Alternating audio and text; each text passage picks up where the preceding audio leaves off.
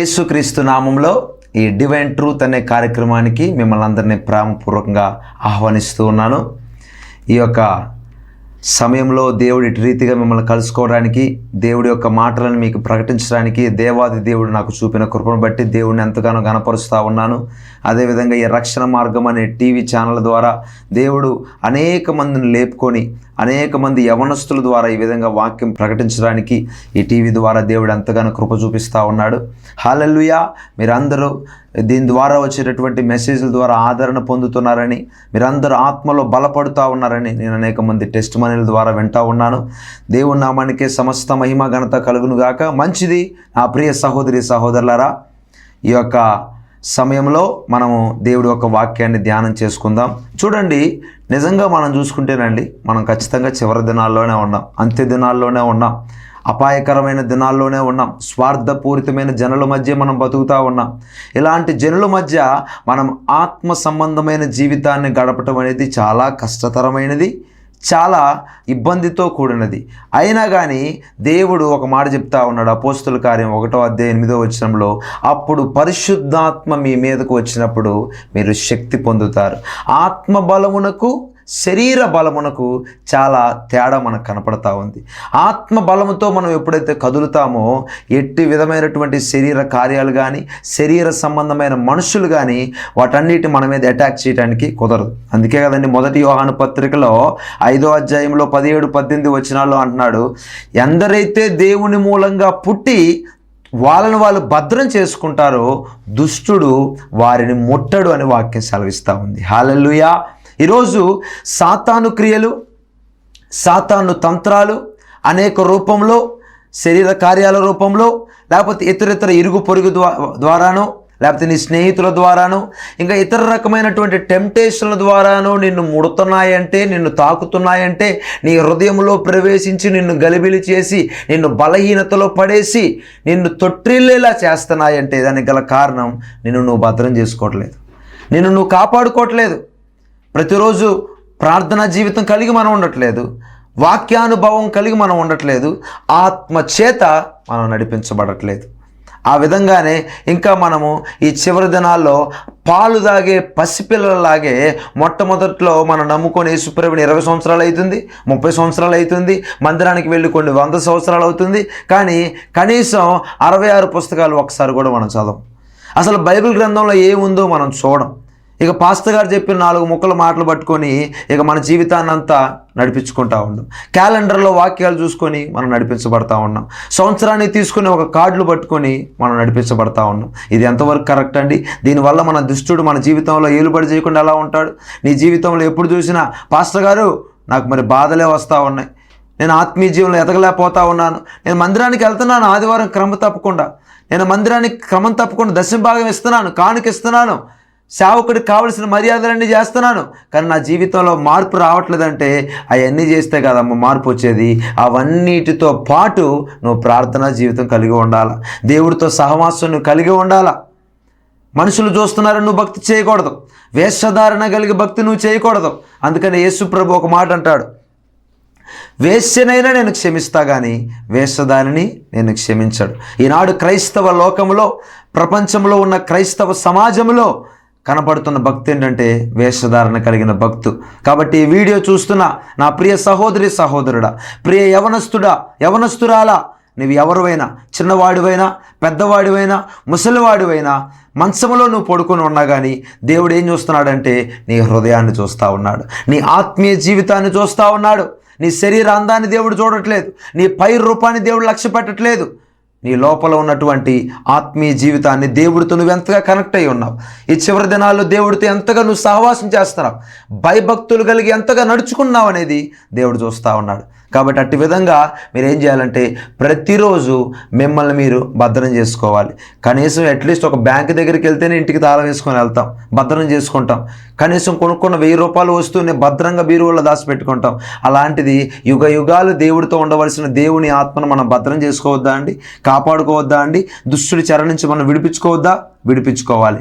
అట్టి విధంగా మీరందరూ ఉండాలని నేను ఎంతగానో ఈ యొక్క సమయంలో మీకు విన్నవించుకుంటా ఉన్నాను. పరిశుద్ధాత్మ దేవుడు మీ అందరికీ తెలియజేస్తా ఉన్నాడు. అట్టి కృప దేవుడు మీకు దయచేయునుగాక. ఆమేన్. హల్లెలూయా. వాక్యంలోనికి వెళ్దాం. ఈరోజు 2 పేతురు రాసిన పత్రిక 3వ అధ్యాయం 14వ వచనాన్ని మనం ధ్యానం చేద్దాం. ప్రియులారా, వీటి కొరకు మీరు కనిపెట్టువారు గనుక శాంతము గలవారై ఆయన దృష్టికి నిష్కలంకులుగాను నిందారహితులుగాను కనబడినట్లు జాగ్రత్త పడుడి. హల్లెలూయా. ఈరోజు ఈ వచనంలో మనం చూసుకుంటే చాలా మనం ధ్యానం చేయొచ్చు, కానీ ఒక విషయాన్ని ఈరోజు ధ్యానం చేయాలని పరిశుద్ధాత్మ దేవుడు ఈరోజు మనతో మాట్లాడుతూ ఉన్నాడు.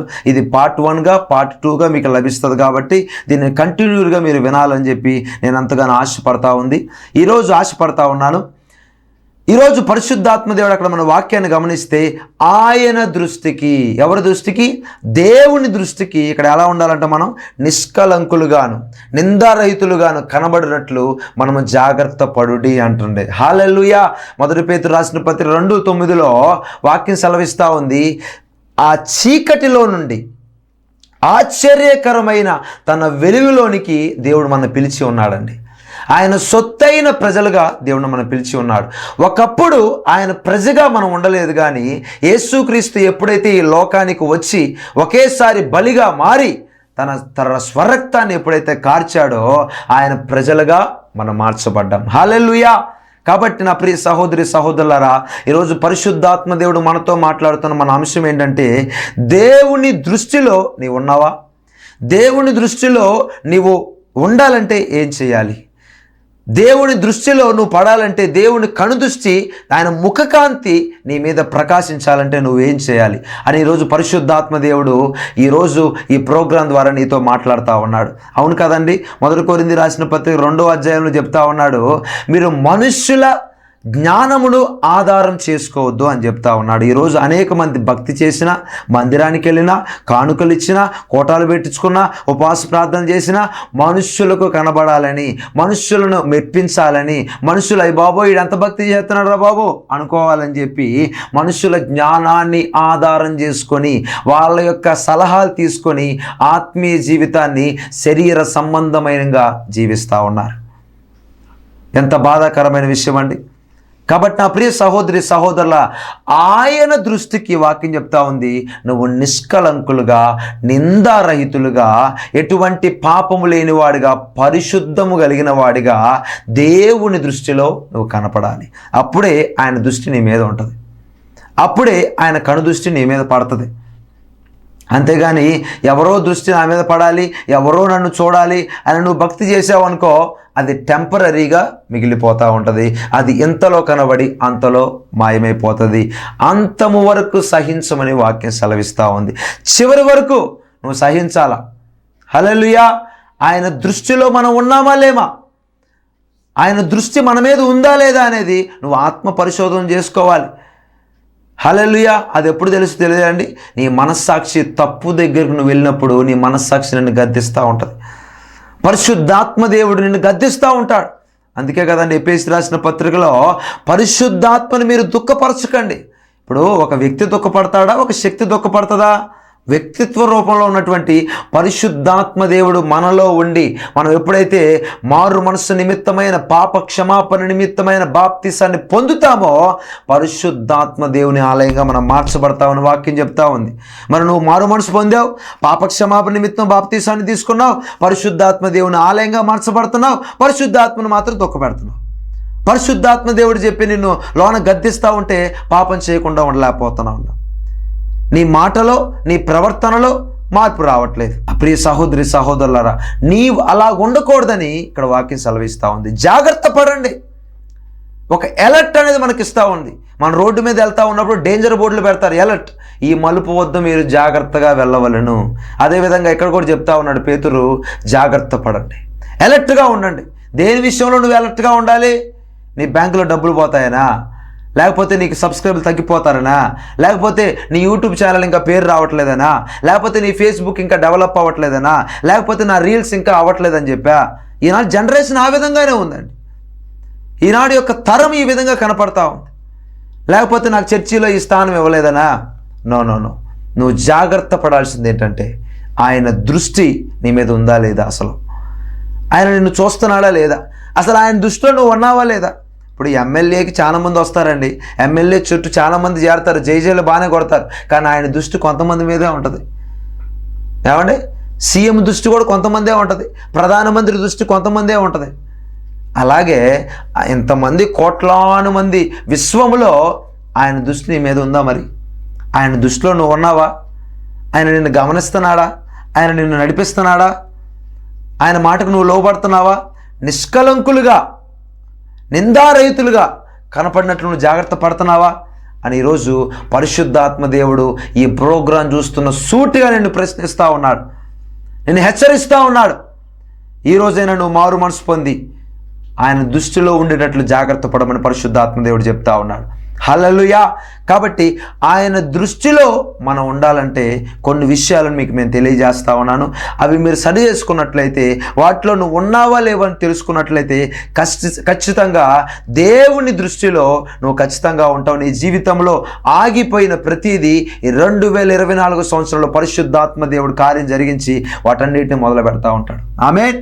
హల్లెలూయా. చూడండి, నిర్గమాకాండంలో మనం చూస్తే 13వ అధ్యాయము 3వ వచనాన్ని మనం చూద్దాం. మోషే ప్రజలతో ఇట్లనెను, మీరు దాసగృహమైన ఐగుప్తు నుండి బయలుదేరి వచ్చిన దినమును జ్ఞాపకం చేసుకొనుడి. హల్లెలూయా. మనకు తెలిసిన స్టోరీయే. ఇశ్రాయేలు ప్రజలు 430 సంవత్సరాలు దాసగృహమైన ఐగుప్తు బానిసలుగా ఉన్నప్పుడు దేవుడు మోషేను అహరోనును ఎన్నుకొని ఆ యొక్క ఐగుప్తులో నుంచి ఒకేసారి 20 లక్షల మందిని ఏమీ లేకుండా, ఒక్క డొక్కతో సహా ఏమీ లేకుండా మొత్తాన్ని బయటకు తీసుకొచ్చినట్టు మనకు కనపడతా ఉంది. 430 సంవత్సరాలు దేవుడి దగ్గర మూలుగుతూనే ఉన్నారు, దేవుడి దగ్గర అంగలారుస్తూనే ఉన్నారు, దేవుడి కోసం మాకు విడుదల దొరుకుతుందనే నమ్మకంతో వారు మూలుగుతూ ఉన్నారు. దానికి విముక్తిగా దేవుడు వాళ్ళ యొక్క మూలుగులను విని మోషేను లేపుకొని మోషే పొదలో నుంచి మాట్లాడి వాళ్ళందరిని విడిపించినట్టు మనం చూస్తూ ఉంటాం. హల్లెలూయా. కాబట్టి నా ప్రియ సహోదరి సహోదరులారా, అందుకే ఇక్కడ చెప్తా ఉన్నా నిర్గమాకాండం ఈ 13వ అధ్యాయంలో మోషే ప్రజలతో ఇట్లా అంటా ఉన్నాడు అనమాట. ఏమని? మీరు దాసగృహమైన ఐగుప్తు నుండి బయలుదేరి వచ్చిన దినమును మీరు జ్ఞాపకం చేసుకోండి. హల్లెలూయా.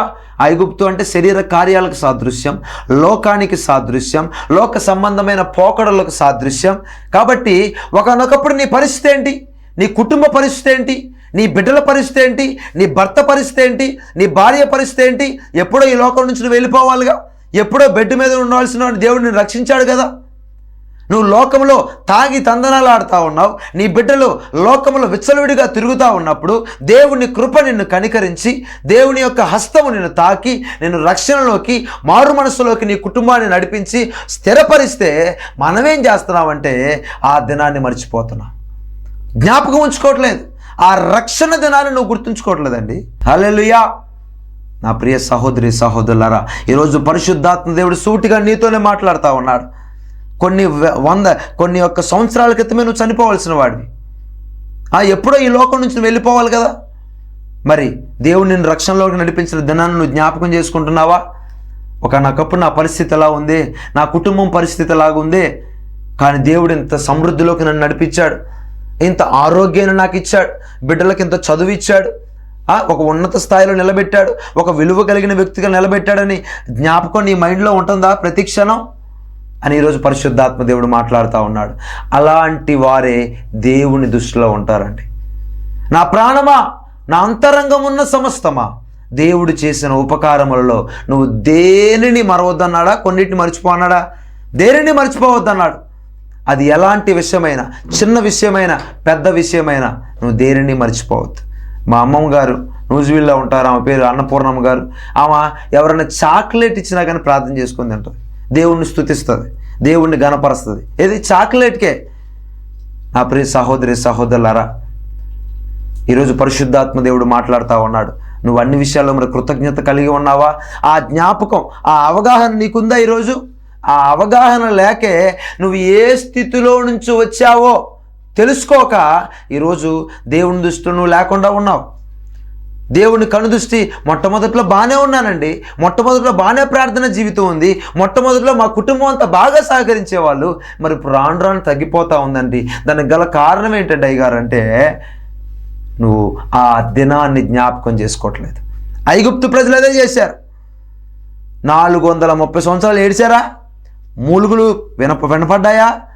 దేనికోసం ఏడ్చారు? అయ్యి బాబు, ఈ దాసగృహంలో నుంచి మేము ఉండలేకపోతున్నామండి బాబు, ఈ చాకిర్లు మేము చేయలేకపోతున్నాం, ఈ కష్టం మేము పడలేకపోతున్నాం అంటే మూలుగును విని దేవుడు తీసుకొచ్చాడు కదా. మరి నువ్వు జ్ఞాపకం ఉంచుకోవాలి కదా, దేవుణ్ణి స్తుతించాలి కదా, దేవుడు చేసిన ఉపకారాలను దేవుడిని మర్చిపోవద్దు కదా. దేవుడు ఏదైనా కార్యం చేస్తే పాస్టర్ గారిని పిలిచి కనీసం కృతజ్ఞత కూడికి పెట్టించుకున్నావు నువ్వు? కనీసం సంఘాన్ని పిలుచుకొని సంవత్సరానికి ఒక్కసారైనా నీ యొక్క కుటుంబంలో ప్రార్థన పెట్టించుకుంటున్నావా? ఉపవాస కూడికలు జరుగుతూ ఉన్నాయా? నియామక కూడికలు జరుగుతూ ఉన్నాయా? ఏమీ లేదు. ఆదివారం సంఘానికి వెళ్తున్నావా, వస్తున్నావా? అలాంటి భక్తి చివరి దినాల్లో ఎవరైతే చేస్తారో వారు దేవుని దృష్టిలో ఉండరు, వారు దేవుడి దృష్టిలోకి రారు. హల్లెలూయా.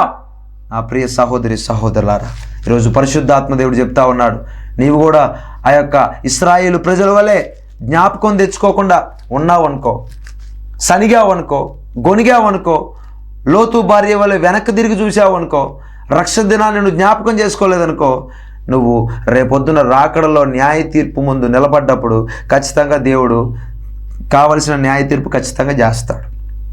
హల్లెలూయా.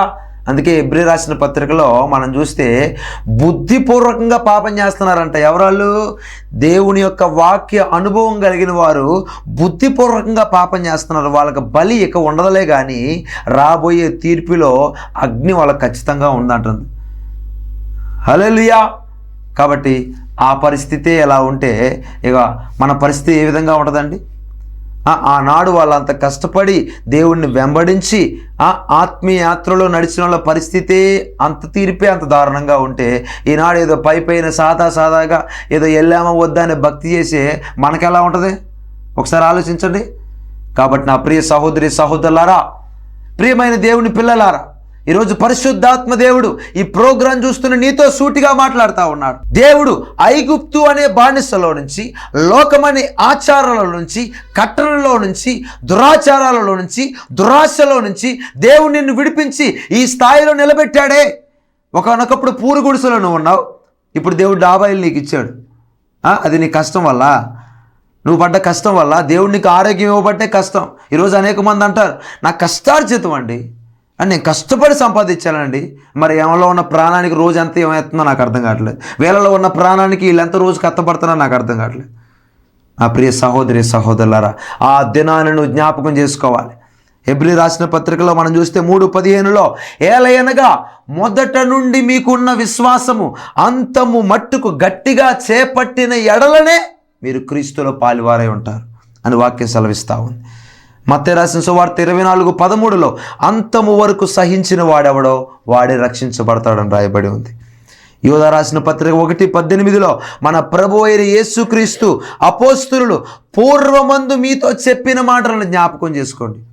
ఆదిమ సంఘములో అపోస్తులు ఏ విధంగా వారు ప్రతిరోజు సంఘాన్ని జ్ఞాపకం చేసుకుని, అపోస్తులుడైన పౌలు ప్రతి పత్రికలో మీ గురించి నిరంతరం మేము జ్ఞాపకం చేసుకొని కృతజ్ఞతా స్తుతులు క్రీస్తు యేసు ద్వారా తండ్రికి మేము చెల్లిస్తున్నామంటున్నాడు. హల్లెలూయా. ఈరోజు కనీసం నువ్వు సంఘం గురించి ప్రార్థన చేయడం పక్కన పెట్టు, నీ కుటుంబం గురించి ప్రార్థన చేయడం పక్కన పెట్టు, నీలో ఉన్నటువంటి ఆత్మ గురించి, ఆత్మ బలపడాలని ప్రార్థన చేస్తున్నావా? అందుకే కదా అపోస్తులుడైన పౌలు తిమోతికి, యవనస్తుడైన తిమోతి చెప్తున్నాడు, దైవ భక్తి విషయంలో నీకు నీవే సాధకం చేసుకో, నీకు నీవే ప్రాక్టీస్ చేసుకోవాలి ప్రతిరోజు. హల్లెలూయా. ఒక వంట రాకపోతే యూట్యూబ్ ఆన్ చేసి చూస్తావా? అంత ప్రాక్టీస్ చేసే నువ్వు ఆత్మీయ భక్తులు నువ్వు చూడవా? రోజు ఎన్ని యూట్యూబ్లో మెసేజ్లు వింటున్నావు, నువ్వు ఎన్ని టీవీల్లో మెసేజ్లు చూస్తున్నావు? మరి నువ్వు మారుతున్నావా? నీ ఆత్మీయ భక్తులు మరి నువ్వు సరి చేసుకుంటున్నావా? చేసుకోవట్లేదు. మరి ఎలా మనం దేవుడి దృష్టిలోకి వస్తావండి? రేపొద్దున న్యాయ తీర్పులో మనం ఉండవా? దేవుని ఎదుట నిష్కలంకముగా పరిశుద్ధ సంఘముగా దేవుడు నిలబెట్టాలనే కదా తను తాను అప్పగించుకున్నాడు. మరి అంత ఆ మాత్రం అవగాహన మనకు లేదా? ఉంది. కానీ దేవుని ఆత్మచేత నడిపించబడే అనుభవం లేకపోవటం వల్ల, పరిశుద్ధాత్మతో సహవాసం లేకపోవటం వల్ల ఇదంతా మనం జరిగిస్తా, శరీర కార్యాలని స్పష్టంగా మనం జరిగిస్తూ ఉన్నాం. కాబట్టి నా ప్రియ సహోదరి సహోదరులారా, మొట్టమొదటిగా దేవుని దృష్టిలో నువ్వు నిష్కలంకులుగా, నిందారహితుడిగా నువ్వు ఉండాలంటే ఆ దినమును, రక్షణ దినమును, నీ మొట్టమొదటి ఉన్నటువంటి వాటిని నువ్వు జ్ఞాపకం చేసుకోవాలి. అదే ప్రకటన గ్రంథంలో చెప్తా ఉన్నాడు. అంతా బాగానే ఉంది అబ్బాయి, ఎఫెసీ సంఘాన్ని చెప్తా ఉన్నాడు, మొదటి ప్రేమ లేదు. అంతా బాగానే నడుస్తున్నావు, ఓకే, మొదటి ప్రేమ లేదు. ఈరోజు కూడా పరిశుద్ధాత్మ దేవుడు చెప్తా ఉన్నాడు, నువ్వు బాగానే వెళ్తున్నావు మందిరానికి, కరెక్టే, మొదట్లో ఉన్న ఉద్యోగం తగ్గిపోయింది, మొదట్లో ఉన్న ప్రార్థన మోకాళ్ళ అనుభవం తగ్గిపోయింది. రాను ఇసుకొస్తా ఉంది నీకు ప్రార్థన చేయాలంటే, రాను వాక్యం చదవాలంటే నీకు ఒక అధ్యాయం ఇంతవరకు 14 అధ్యాయాలు 20 అధ్యాయాలు ఒక చాప్టర్ చదివేసేవాడు.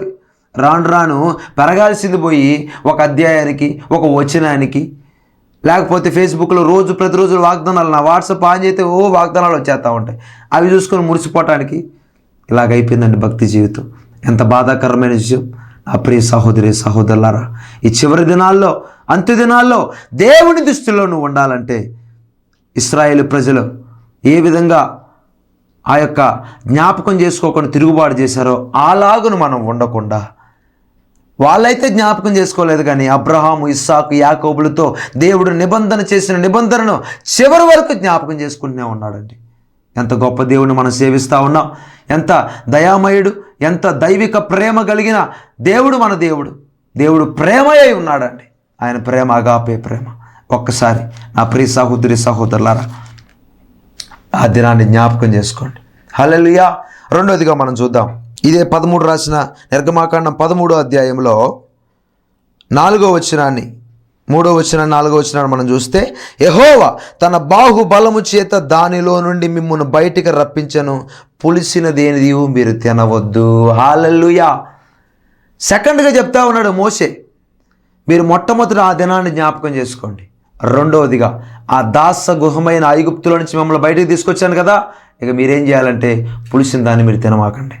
పులిసిన దాన్ని తినొద్దంటే అంటే వాక్యం సెలవిస్తూ ఉంది.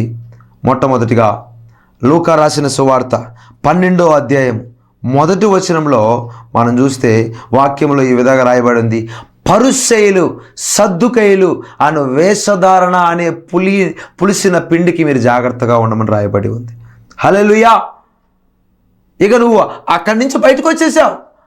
లోక మర్యాదను అనుసరించకుండా యేసుక్రీస్తే నిజమైన దేవుడని, యేసుక్రీస్తు ద్వారానే నేను నిత్య జీవానికి వెళ్ళగలుగుతానని, యేసుక్రీస్తు ద్వారానే నాకు సమాధానం దొరికిద్దని, యేసుక్రీస్తు ద్వారానే నా బతుకు మారిందని, యేసుక్రీస్తు ద్వారానే నా కుటుంబ పరిస్థితులు మారాయని తెలుసుకున్న నీవు ఇక మళ్ళీ ఆ వైపు చూడకూడదు.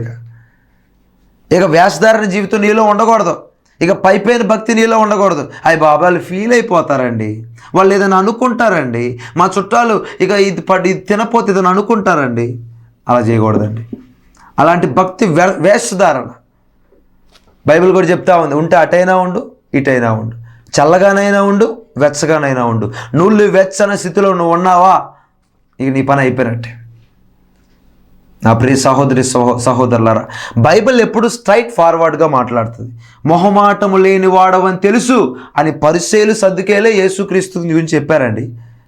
నువ్వు మొహమాటం లేడని మాకు తెలుసయ్యా అంటున్నారు. బైబిల్ ఎప్పుడు దీంట్లో ఉన్నది చెయ్యలేక, దీంట్లో చెప్తున్న మాటలు అనుసరించలేక ఈనాడు అనేక మంది బైబిల్ చింపేస్తున్నారు, బైబిల్ ఇసిరేస్తున్నారు, బైబిల్ని తగలబెడుతున్నారు.